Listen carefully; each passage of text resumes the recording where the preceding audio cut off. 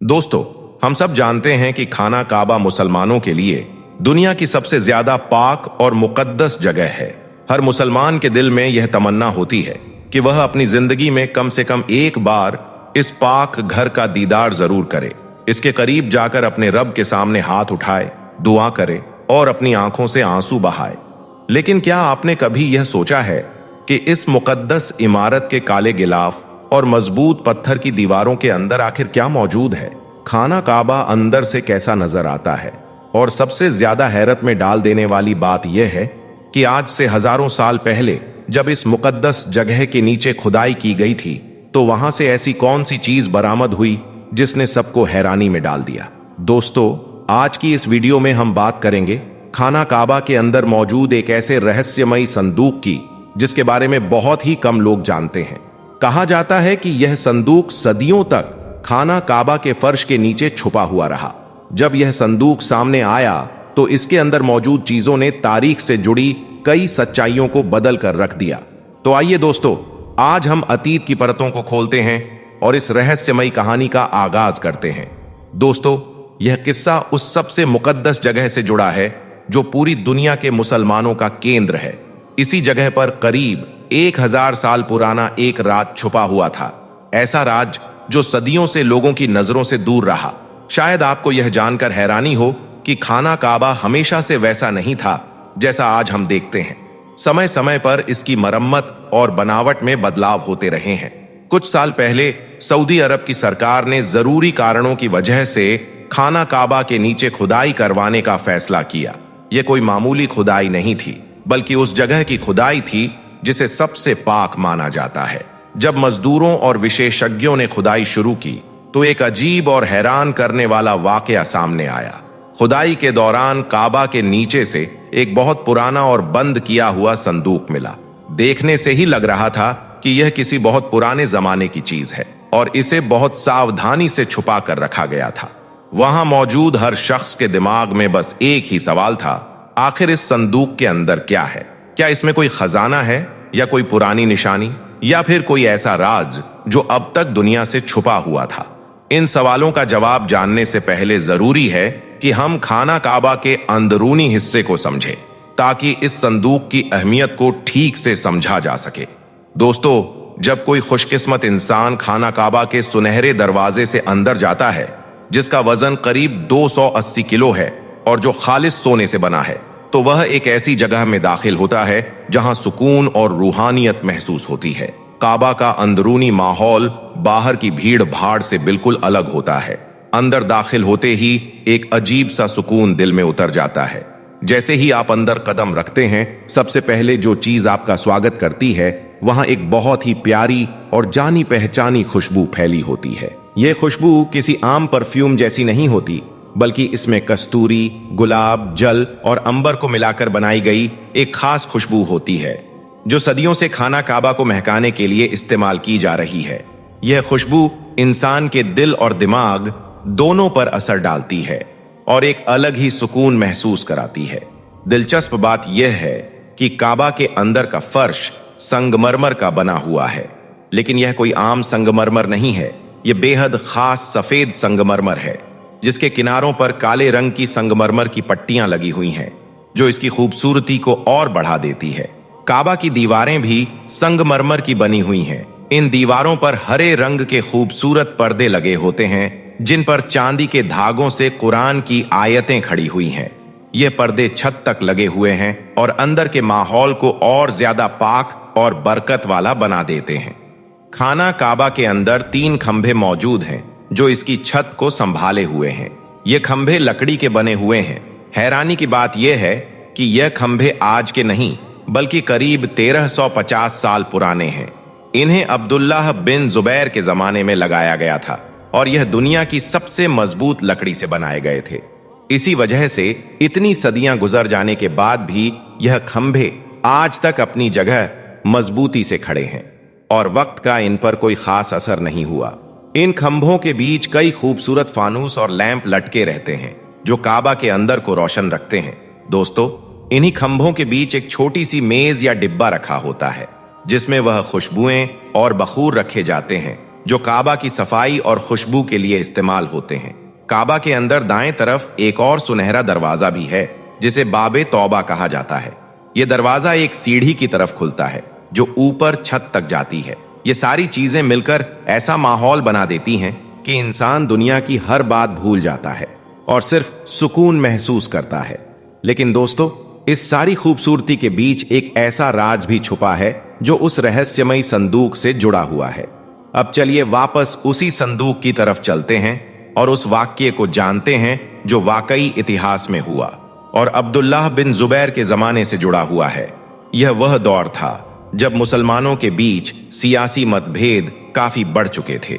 Yazid के दौर के बाद जब अब्दुल्लाह बिन जुबैर ने मक्का में अपनी खिलाफत का ऐलान किया तो उमवी हुकूमत ने इसे एक चुनौती के रूप में देखा।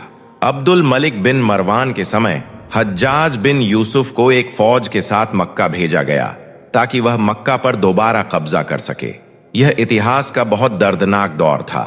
हज्जाज बिन यूसुफ ने मक्का का घेराव किया और खाना काबा पर पत्थर फेंके गए। इस हमले में काबा को बहुत नुकसान पहुंचा। इसका गिलाफ जल गया और दीवारें कमजोर हो गईं। जब लड़ाई खत्म हुई और हालात संभले तो अब्दुल्ला बिन जुबैर ने फैसला किया कि काबा को फिर से बनाया जाए। उनकी इच्छा थी कि खाना काबा को उसी बुनियाद पर बनाया जाए जिस पर हजरत इब्राहीम अलैहिस्सलाम ने इसे बनाया था और जैसा कि रसूल अल्लाह सल्लल्लाहु अलैहि वसल्लम भी चाहते थे।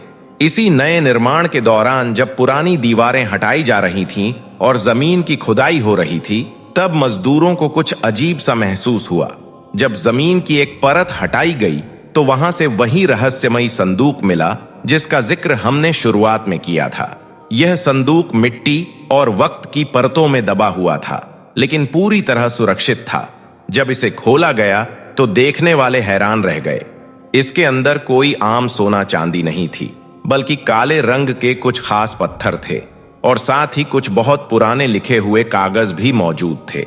रिवायतों के मुताबिक यह वह पत्थर थे जो काबा की सबसे पुरानी तामीर का हिस्सा रहे थे और इन्हें बरकत की चीज समझकर संभाल कर रखा गया था। कुछ इतिहासकार यह भी बताते हैं कि इसमें पुराने जमाने के बादशाहों और अमीरों के भेजे हुए तोहफे भी हो सकते हैं। लेकिन सबसे ज्यादा हैरानी उन लिखावटों को देखकर हुई जिनमें उस दौर का इतिहास और काबा से जुड़ी बातें लिखी हुई थीं। इससे यह साबित होता है कि मुसलमान हमेशा से अपने इस पाक घर की हिफाजत को कितनी अहमियत देते आए हैं। यह संदूक एक तरह से वक्त का पैगाम था जिसने सदियों बाद अपने छुपे हुए राज्य खोल दिए। प्यारे दोस्तों, आखिर में यह समझना बहुत जरूरी है कि काबा के अंदर का सुकून और इसके राज हमें एक बड़ा संदेश देते हैं, और वह संदेश यह है कि असली सुकून और असली खूबसूरती सिर्फ अल्लाह की याद और उसकी इबादत में है। जिस तरह काबा के अंदर दुनिया का शोर नहीं सुनाई देता, उसी तरह जब इंसान का दिल अल्लाह से जुड़ जाता है तो दुनिया की परेशानियां उसे परेशान नहीं कर पाती। वह पुराना संदूक और उसके अंदर की चीजें हमें यह याद दिलाती हैं कि हमारे बुजुर्गों ने इस पाक घर की हिफाजत के लिए अपनी जान और माल तक कुर्बान कर दिए। आज हमें भी चाहिए कि हम इस मुकद्दस जगह का सम्मान हमेशा अपने दिलों में जिंदा रखें, और अगर कभी आपको वहां जाने का मौका मिले तो याद रखिएगा कि आप सिर्फ एक इमारत में नहीं बल्कि अल्लाह की रहमत के साए में खड़े हैं। इन दीवारों के पीछे हजारों साल की तारीख छुपी हुई है जो आज भी हमसे बातें करती हैं। दोस्तों, सोचिए अगर एक रात आप किसी शहर का नजारा रिकॉर्ड कर रहे हों और तभी आसमान से एक अजीब रोशनी उतरकर मस्जिद के गुंबद पर आ टिके। रोशनी में कोई शख्स नजर आए, इंसान जैसा, लेकिन उसके पर हों, और फिर चंद लम्हों में वो चीज आसमान की तरफ उड़ जाए। क्या आपने कभी ऐसी कोई चीज देखी है? और यह एक वाकया नहीं है, बल्कि दुनिया के अलग अलग हिस्सों से ऐसी दर्जनों वीडियोस सामने आ चुकी हैं। कभी मस्जिदों में, कभी काबा के ऊपर, तो कभी कब्रिस्तान में कोई तिलावत करता नजर आता है। क्या यह सब महज इत्तेफाक है या फिर वाकई अल्लाह की मखलूक यानी फरिश्ते हमारे आसपास मौजूद हैं? इसीलिए वीडियो को लास्ट तक देखिए, क्योंकि अब से शुरू होने जा रहा है एक ऐसा सफर जिसमें आपकी आंखें देखेंगी वो जो यकीन से भी आगे की चीज है। दोस्तों, यरूशलेम इस वक्त इस्राएल के कब्जे में है। गुजरी रात एक शख्स शहर के नजारे को रिकॉर्ड कर रहा था। कि अचानक आसमान से एक रोशनी का गोला नीचे आया और उस शख्स को मस्जिद के गुंबद पर एक तेज रोशनी दिखाई दी। वह तेज रोशनी ऐसे लग रही थी कि जैसे कोई इंसान नुमा चीज हो और उसके साथ पर लगा दिए गए हों। लेकिन फिर भी थोड़ी ही देर बाद यह चीज इंतहाई तेजी के साथ ऊपर आसमान की तरफ उठी और गायब हो गई। यह नजारा उस वक्त वहां मौजूद सैकड़ों लोगों ने अपनी आंखों से देखा और कुछ ने उसकी वीडियो रिकॉर्ड करके सोशल मीडिया पर अपलोड भी कर दी। इसी तरह इधर अजरबैजान के शहर में भी ऐसी ही एक वीडियो रिकॉर्ड की गई। रिकॉर्ड करने वाला शख्स जैसे ही कैमरा नमाजियों की तरफ घुमाता है तो उसने देखा कि एक सफेद रंग की कोई चीज वहां मौजूद है, जो कि इस पोजीशन में बैठी हुई है कि जैसे कि इंसान सजदा करने के बाद सलाम फेरने के लिए बैठता है। कुछ लोगों का यह भी कहना था कि जब बच्चे उसके पास गए तो यह चीज अचानक उड़कर गायब हो गई। अब यह मखलूक कौन थी, आज की इस वीडियो में तफसील से बात की जाएगी, इसलिए वीडियो को आखिर तक जरूर देखिएगा। दोस्तों, एक वाक्य भारत में ही पेश आया कि जहां दो लोग तस्वीर बना रहे थे, उन्हें आसमान में कुछ उड़ता हुआ नजर आया। लोग डर के मारे चीखने चिल्लाने लगे और कुछ लम्हों बाद जो चीज उन्हें नजर आ रही थी वह गायब हो जाती है। इस वीडियो के मुतालिक लोगों का तो यह कहना था कि जो वीडियो सोशल मीडिया पर नजर आती हैं, यह दरअसल फेक और एडिटेड होती हैं। लेकिन वहां पर मौजूद लोग यह बताते हैं कि ऐसा हकीकत में हुआ था। इसी तरह ब्राजील की भी एक वीडियो सामने आई। एक शख्स आसमान पर उड़ते हुए परिंदों की वीडियो बना रहा था और अपने टीवी चैनल पर चलाने के लिए परिंदों की उड़ान को रिकॉर्ड कर रहा था। लेकिन बाद में जब उसने गौर से इस वीडियो को देखा और इसको थोड़ा सा झूम किया तो मालूम हुआ कि दरअसल वह जिन्हें रिकॉर्ड कर रहा था वह परिंदे नहीं थे, बल्कि वह तो कोई ऐसे जिस्म थे जिनके पर लगे हुए थे और वह उन परों की मदद से आसमान में उड़ रहे थे। अब दोस्तों, शायद आपने सोशल मीडिया पर एक और वीडियो खाना काबा के हवाले से भी देखी हो, जिसमें खाना काबा पर एक सफेद रंग की रोशनी नजर आ रही है। दरअसल यह 2010 का मामला है कि जब खाना काबा के ऊपर एक सफेद रंग की रोशनी नमूदार हुई और कोई चीज आकर काबतुल्लाह के ऊपर बैठ जाती है। लाखों लोग जो वहां पर उस वक्त हज और उमरा करने के लिए मौजूद थे, उन्होंने अपनी आंखों से इसको देखा। लेकिन सवाल फिर वहीं खड़ा होता है कि क्या सोशल मीडिया पर मौजूद ऐसी वीडियोस फेक होती हैं या यह वाकई हकीकत पर मबनी होती हैं? आप अपनी राय कमेंट बॉक्स में जरूर दीजिएगा। दोस्तों, याद रहे कि मुसलमान के ईमान का हिस्सा है कि जहां वह अल्लाह रब्बुल आलमीन पर ईमान लाता है, अल्लाह के नबी रसूल सल्लल्लाहु अलैहि वसल्लम पर ईमान लाता है, वहीं वह यह बात भी तस्लीम करता है कि फरिश्ते अल्लाह की मखलूक हैं। कुरान और हदीस में आता है कि फरिश्ते जमीन पर आते हैं।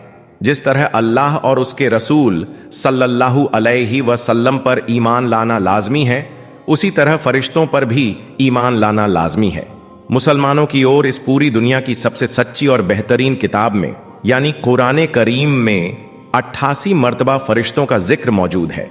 कुरान करीम में इरशाद है कि यह लोग कहते हैं कि रहमान फरिश्तों की शक्ल में औलाद रखता है, बल्कि फरिश्ते तो अल्लाह के बंदे हैं जिन्हें इज्जत बख्शी गई।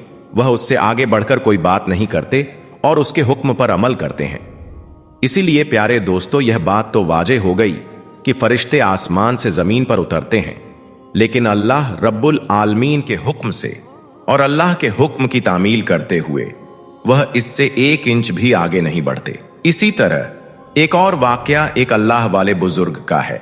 वह बताते हैं कि मैं जब कब्रिस्तान से गुजरा तो कुरान करीम की तिलावत सुनाई दी। उन्होंने आसपास नजर दौड़ाई, लेकिन कोई भी वहां पर दिखाई न दिया, लेकिन तिलावत की आवाज मुसलसल आ रही थी। अल्लाह रब्बुल आलमीन ने उस बुजुर्ग पर मुनकशिफ किया तो उसने देखा कि पास ही एक कब्र में एक मुर्दा हालत में कोई कुरान की तिलावत कर रहा है। उस बुजुर्ग ने कब्र के करीब जाकर उसको सलाम किया तो मुर्दा सर उठाकर वालेकुम अस्सलाम कहने लगा। उस अल्लाह वाले बुजुर्ग ने पूछा, हमने सुना है कि मरने के बाद कोई अमल नहीं होता, बस 2 ही बातें होती हैं, या तो सजा होती है या फिर जो नेक आमाल किए हों तो उनका बदला मिलता है, और अल्लाह रब्बुल आलमीन कब्र पर अपना कर्म करता है। कब्र में आराम होता है या फिर अजाब, कब्र के मुताल्लिक हमने सुन रखा है, लेकिन यह तिलावत और तस्बीह करना, आप तो माशाअल्लाह कुरान पढ़ रहे हैं। मुर्दे ने कहा कि जो इंसान वफात पा जाता है उससे सबसे पहले 3 सवाल पूछे जाते हैं। अगर वह उन तीनों सवालों के जवाब देने में कामयाब जाए तो उसको कहा जाता है कि तुमको कब्र में अपना वक्त कयामत के दिन की इंतजार में गुजारना है। जब तमाम दुनिया वाले यहां पहुंच जाएंगे तो कयामत कायम कर दी जाएगी। यह कब्र तुम्हारी आखिरी आरामगाह है, जहां पर कब्र में अगर तुम्हारे पास कोई मशगला या कोई मसरूफियत नहीं होगी तो तुम यहां उकता जाओगे। इसलिए तुम्हारे पसंदीदा काम जो दुनिया में तुमको अच्छा लगता था वह तुम बता दो, तुमको यहां उनकी इजाजत मिल जाएगी। अब मैं तो दुनिया में कुरान को महबूब रखता था, लिहाजा मैंने कहा कि मुझे कुरान करीम पढ़ने की इजाजत मिल जाए तो मेरे लिए बहुत कुछ है। इसलिए मुझे यहां कुरान करीम पढ़ने की इजाजत मिल गई। मैंने कब्र में 70,000 कुरान करीम पूरे कर लिए हैं। मैं आपको 70,000 कुरान देता हूं, आप बस ऊपर से एक सुभान अल्लाह कहकर मुझे उसका सवाब दे दीजिएगा। अल्लाह वाले बुजुर्ग ने जब यह सुना कि यह तो बहुत सस्ता सा सौदा है कि एक सुभान अल्लाह के बदले 70,000 कुरान करीम का सवाब मिलेगा, तो उन्होंने मुर्दे से कहा कि आप इतना गुस्सा क्यों कर रहे हैं। मुर्दे ने कहा कि तुम जहां से बातें कर रहे हो वहां दुनिया है और दुनिया में सुभान अल्लाह कहने का बड़ा सवाब है, और मैं जहां हूं उसको आखिरत कहते हैं। यहां 70,000 कुरान करीम का सवाब एक सुभान अल्लाह कहने के बराबर है। अब दोस्तों, सवाल तो यह होता है कि हम अपनी जिंदगी में रोजाना के कामों में इतने बिजी हो चुके हैं कि हमारे पास एक बार सच्चे दिल से सुभान अल्लाह कहने का भी वक्त नहीं बचा, और फिर रोजे हश्र इंसान एक एक नेकी को तरस रहा होगा। दोस्तों, सुभान अल्लाह व बिहम्दिही सुभान अल्लाहिल अलिय्यिल अजीम का विर्द तो इंसान को हर वक्त जुबान पर जारी रखना चाहिए कि अल्लाह के मीजान में इसका बड़ा वजन है। और एक मुर्दा अपनी 70,000 कुरान करीम का सवाब सिर्फ एक सुभान अल्लाह के बदले देने के लिए तैयार है, तो सोचिए कि हम किस गफलत में पड़े हुए हैं। दोस्तों, अल्लाह के प्यारे नबी हजरत मोहम्मद सल्लल्लाहु अलैहि वसल्लम ने तकरीबन 1400 साल पहले इरशाद फरमाया था कि जब कयामत करीब आएगी तो अरब के इलाकों में तरह तरह के फितने और आजमाइशें जाहिर होंगी, और जब वहां के लोग फिर से पुरानी रस्मों और रिवाजों की तरफ रुजू करने लगे तो समझ लीजिए कि कयामत का वक्त करीब है। आज के इस वीडियो में हम आपको सऊदी अरब के हवाले से एक ऐसी ही बुरी और बड़ी खबर बताने वाले हैं जिसमें बताया जा रहा है कि 1400 सालों के बाद एक बार फिर से सऊदी अरब में बुत परस्ती शुरू हो गई है, यानी कि मूर्ति पूजा शुरू हो गई है। यानी कि अल्लाह के प्यारे नबी के फरमान के मुताबिक कयामत की एक और बड़ी निशानी पूरी हो चुकी है, यानी कि कयामत करीब आ चुकी है। इस खबर को सुनकर आज पूरी दुनिया सदमे में आ गई है, और यही नहीं, इसके बारे में जानकर आप भी हैरान रह जाओगे। इसलिए आज का यह वीडियो आप सभी के लिए बहुत खास है, आप इसको आखिर तक जरूर देखें। तो चलिए दोस्तों, शुरू करते हैं।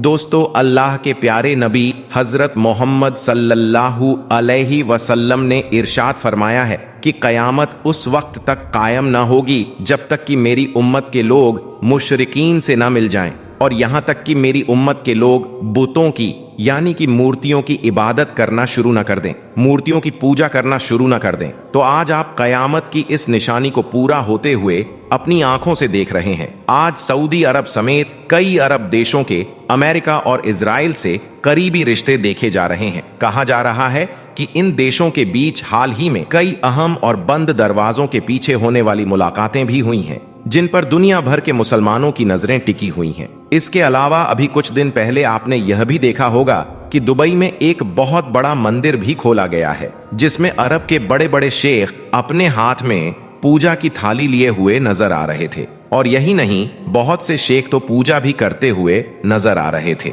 लेकिन दोस्तों, इन सब के बावजूद इस वक्त सऊदी अरब की तरफ से भी एक बहुत बड़ी और बुरी खबर निकलकर सामने आ रही है, जिसमें यह बताया जा रहा है कि मदीना से तकरीबन 300 किलोमीटर दूर एक शहर है जिसका नाम अल आला है।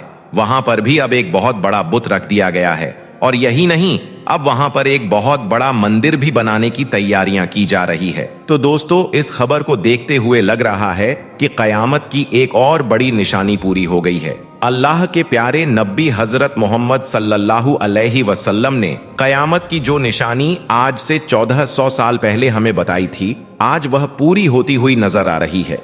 अल्लाह के प्यारे नबी ने आज से 1400 साल पहले फरमाया था कि कुर्बे कयामत से पहले, यानी कि जब कयामत करीब होगी तो उस वक्त अरब देशों में बुत परस्ती शुरू हो जाएगी। यानी कि सऊदी अरब में पहले जो दो बुत हुआ करते थे, लात और उज्जा, उन दोनों बुतों की पूजा फिर से शुरू हो जाएगी। आपने फरमाया था कि जब ऐसा होने लग जाए तो आप समझ लेना कि कयामत करीब आ चुकी है और बहुत ही जल्द कयामत आने वाली है। तो दोस्तों, आज आप देख सकते हैं इन अरब देशों को, फिर चाहे वह दुबई हो या सऊदी हो, आज इन अरब देशों में किस तरह से बुतों को रखकर पूजा जाने लगा है, किस तरह से इन अरब देशों में फिर से मूर्ति पूजा शुरू हो गई है। पहले दुबई में और अब सऊदी अरब में मंदिर बनाने की खबरें आने लगी हैं। दोस्तों, हम आपको बता दें कि जब से सऊदी अरब की गद्दी पर किंग सलमान बैठा है, तब से सऊदी अरब के हालात बदलते हुए दिखाई दे रहे हैं। क्योंकि किंग सलमान ने जब से सऊदी अरब की कमान संभाली है, तब से ही वह लगातार पुरानी सारी चीजों को नजरअंदाज करते हुए सऊदी अरब को बड़ी ही तेजी के साथ में एक मॉडर्न कंट्री बनाने की तर्ज पर काम कर रहा है। कभी खबर आती है कि सऊदी अरब में सिनेमा थिएटर खुल गया है, तो कभी खबर आती है कि रियाद में जुआ खाना खुल गया है।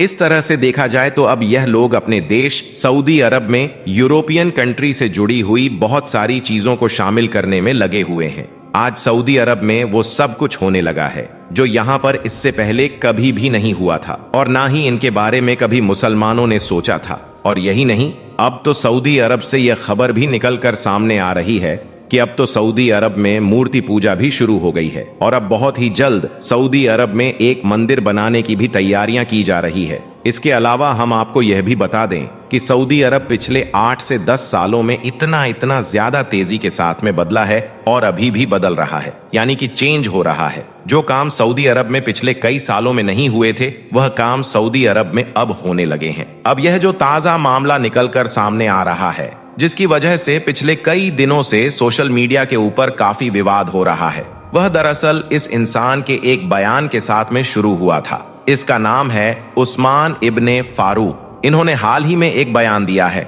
जिसमें कहा है कि सऊदी अरब के अंदर लात और उज्जा की एक बार फिर से पूजा शुरू की गई है। साथ ही इन्होंने कहा कि भले ही यह काम अभी थोड़ा है, यानी कि कुछ ही जगहों पर ऐसा हो रहा है और जहां पर भी हो रहा है वह लोग अपने अपने घरों में छुपकर ऐसा कर रहे हैं या फिर कहीं पर खुफिया जगहों में ऐसा कर रहे हैं। इसका मतलब यह है कि उस्मान इब्ने फारूक ने खुद इस बात को कबूल किया है कि सऊदी अरब में मूर्ति पूजा हो रही है, लेकिन इस वक्त जो लोग ऐसा कर रहे हैं वह लोग अपने अपने घरों में ऐसा कर रहे हैं। लेकिन अब हम बहुत ही जल्द लात और उज्जा के स्टैच्यू अपने यहाँ पर म्यूजियम में रखने वाले हैं। दोस्तों, इसके साथ ही हम आपको यह भी बता दें कि सऊदी अरब के लिए यह कोई नई बात भी नहीं है। ऐसा सऊदी अरब में पिछले कई सालों से लगातार होता आ रहा है। सऊदी अरब के अंदर एक खास तबका इस बात को सोशल मीडिया पर लगातार फैला रहा है और इस तरह की कैंपेन चला रहा है। उनका कहना है कि यह जो लात और उज्जा और मनात वगैरह थे, यह सब हमारे इतिहास के एक हिस्सा हैं। इसलिए अब सऊदी हुकूमत को चाहिए कि वह इनके स्टैचू एक बार फिर से हमारे यहाँ पर, यानी कि सऊदी अरब में लेकर आए और लाकर यहाँ पर रख दें, ताकि न सिर्फ बाकी के लोग जो बाहर से हमारे यहाँ पर घूमने फिरने के लिए आते हैं वह इन सारी चीजों को देख सकें, बल्कि हमारे यहाँ के लोग, यानी कि सऊदी अरब के लोग भी इन चीजों के बारे में अच्छी तरह से जान सकें, वह भी समझ सकें कि यह लात उज्जा और मनात कौन थे। और जैसा कि आप सभी को मालूम है कि सऊदी अरब पिछले कई सालों से इस तरह के म्यूजियम अपने देश में बना भी रही है और अपनी पुरानी से पुरानी चीजों को ढूंढ कर ला रही है और इन म्यूजियम में रख रही है। इसलिए सऊदी अरब के लिए कोई हैरानी की बात नहीं होगी कि वह लात और उज्जा की मूर्ति भी लाकर अपने देश में रख दें। दोस्तों, हम आपको बता दें कि आज से 1400 साल पहले, यानी कि अल्लाह के नबी के आने से पहले सऊदी अरब में कोई भी कानून नहीं था। उस दौर में सऊदी अरब के लोग बुतों की, यानी कि मूर्तियों की पूजा किया करते थे। उस दौर में सऊदी अरब के लोग बुतों के अलावा सूरज, चांद और सितारों की पूजा भी किया करते थे। और यही नहीं, उस दौर में खानाए काबा के अंदर भी 360 बुत रखे हुए थे। इसके अलावा उस दौर में सऊदी अरब के लोग तरह तरह के बुतों की पूजा करते थे, लेकिन उनमें से जिन दो बुतों की पूजा यह लोग सबसे ज्यादा किया करते थे, उनके नाम लात और उज्जा थे। बस इसी वजह से पिछले कई दिनों से सऊदी अरब का रहने वाला एक तबका लात और उज्जा को वापस सऊदी अरब में लाने की और यहाँ पर रखने की लगातार मांगे कर रहा है। इसी बात को देखते हुए अब सऊदी अरब ने इस बात का ऐलान किया है कि वह बहुत ही जल्द लात और उज्जा के स्टैच्यू अपने यहाँ पर म्यूजियम में रखेंगे। लेकिन इन सब बातों को देखते हुए यही लग रहा है कि अल्लाह के प्यारे नबी ने आज से 1400 साल पहले कयामत की जो निशानियां बताई थीं, उनमें से यह एक वह निशानी हमें पूरी होती हुई नजर आ रही है। इसका मतलब यह है कि कयामत बहुत ही करीब आ चुकी है और बहुत ही जल्द कयामत आने वाली है। इसके अलावा दोस्तों, अल्लाह के प्यारे नबी ने आज से 1400 साल पहले यह भी फरमाया था कि जब कयामत करीब होगी तो उस वक्त चारों तरफ से कुफ्फार मुसलमानों पर टूट पड़ेंगे। आज ऐसा भी होता हुआ हम अपनी आंखों से देख रहे हैं। आज किस तरह से पूरी दुनिया इस्लाम के पीछे पड़ी हुई है, किस तरह से आज पूरी दुनिया इस्लाम को मिटाने में लगी हुई है। आज दुनिया में जगह जगह पर बेकसूर मुसलमानों को मारा जा रहा है, उनको सताया जा रहा है। मतलब कि कयामत की यह निशानी भी आज के दौर में तकरीबन पूरी होती हुई नजर आ रही है। याद रखें, अल्लाह के प्यारे नबी ने कयामत की जितनी भी निशानियों के बारे में हमें बताया है वह सब यकीनन जाहिर होकर रहेंगी। उनमें से आज ज्यादातर निशानियां तो पूरी हो चुकी हैं, मगर अब भी ऐसी बहुत सी निशानियां हैं जिनका अब भी पूरा होना बाकी है। जब सब निशानियां पूरी हो जाएंगी तब इस दुनिया में कयामत नाजिल होगी। अल्लाह तबारक व ताला से दुआ है कि अल्लाह ताला हमें ऐसे तमाम फितनों से महफूज रखे और अपने हिफ्जो अमान में रखे और हम सबका खात्मा ईमान पर नसीब फरमाए। आमीन, अल्लाहुम्मा आमीन।